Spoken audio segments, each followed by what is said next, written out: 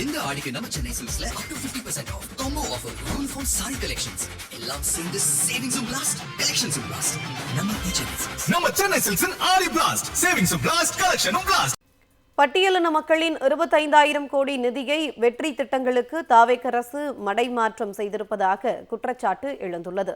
சென்னை பல்கலைக்கழக பேராசிரியர் கதிரவன் வெளியிட்டுள்ள அறிக்கையில் தாவேக அரசின் வெற்றி வீடு திட்டத்திற்கு 330 கோடியை பட்டியலின மக்களின் நிதியிலிருந்து மாற்றம் செய்துள்ளது என்றும் தாய்மாமன் தங்க மோதிரம் திட்டத்திற்கு 112 கோடியும் மற்றும் அண்ணனின் சீர்வரிசை என தங்கம் வழங்கும் திட்டத்திற்கான நிதி 812 கோடி ரூபாயும் பட்டியலின மக்களுக்கு ஒதுக்கப்படும் நிதியிலிருந்து ஒதுக்கீடு செய்துள்ளதாக அவர் தெரிவித்துள்ளார்.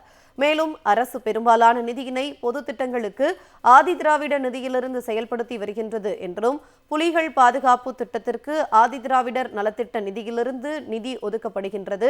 இது எவ்விதத்தில் ஆதிதிராவிட மக்களின் வாழ்க்கையை மேம்படுத்தும் என்று தெரியவில்லை என்றும் அதுபோல் ஆதிதிராவிட நிதியிலிருந்து மாநில தோட்டக்கலை வளர்ச்சி திட்டத்திற்கும் நிதி ஒதுக்கப்படுகிறது என்றும் அவர் குறிப்பிட்டுள்ளார்.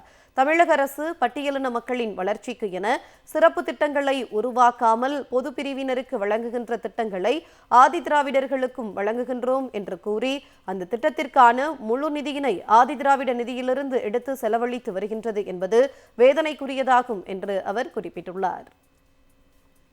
பட்டியலின மக்களின் 25,000 கோடி நிதியை வெற்றி திட்டங்களுக்கு தாவேக அரசு மடைமாற்றம் செய்திருப்பதாக குற்றச்சாட்டு எழுந்துள்ளது.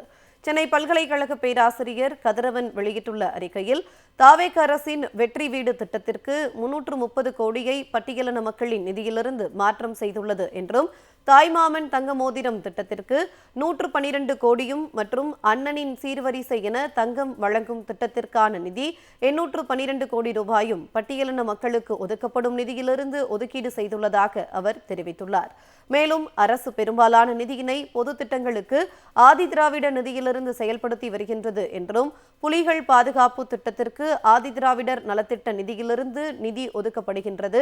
இது எவ்விதத்தில் ஆதிதிராவிட மக்களின் வாழ்க்கையை மேம்படுத்தும் என்று தெரியவில்லை என்றும் அதுபோல் ஆதிதிராவிட நிதியிலிருந்து மாநில தோட்டக்கலை வளர்ச்சி திட்டத்திற்கும் நிதி ஒதுக்கப்படுகிறது என்றும் அவர் குறிப்பிட்டுள்ளார்.